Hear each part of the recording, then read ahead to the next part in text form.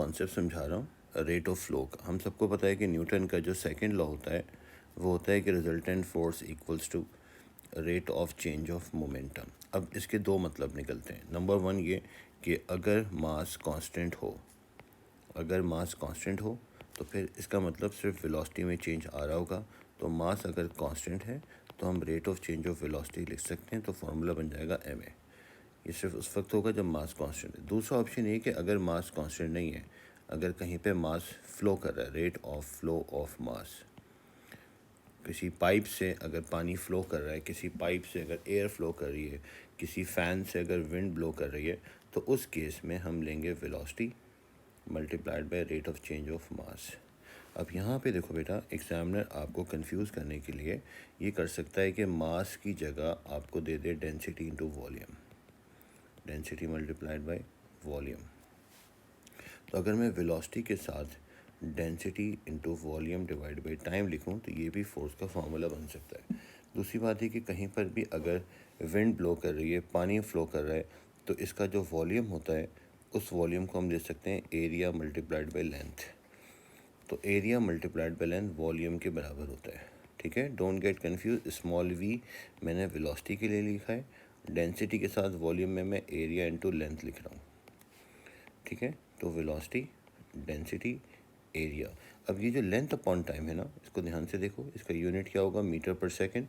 तो ये भी काइंड ऑफ वेलोसिटी है कि ये लिक्विड जो है वो 1 सेकंड में कितना आगे फ्लो कर रहा है, तो ये भी बन जाएगा वेलोसिटी। तो ये बन जाएगा डेंसिटी एरिया वेलोसिटी का स्क्वायर।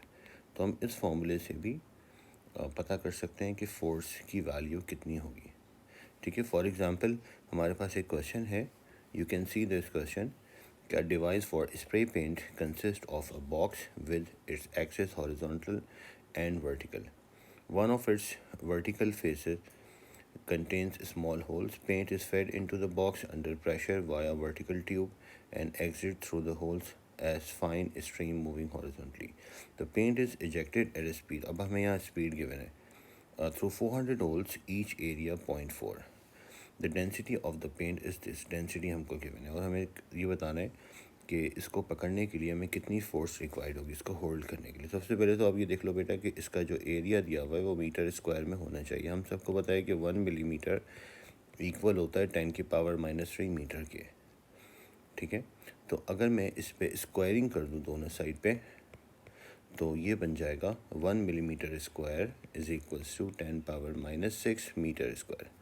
तो पता ही लगा कि अगर मिलीमीटर स्क्वायर को मीटर स्क्वायर में कन्वर्ट करना है तो हम 10⁻⁻6 लगा सकते हैं। तो 0.4 मिलीमीटर स्क्वायर का मतलब होगा 0.4 इंटू 10⁻6 मीटर स्क्वायर।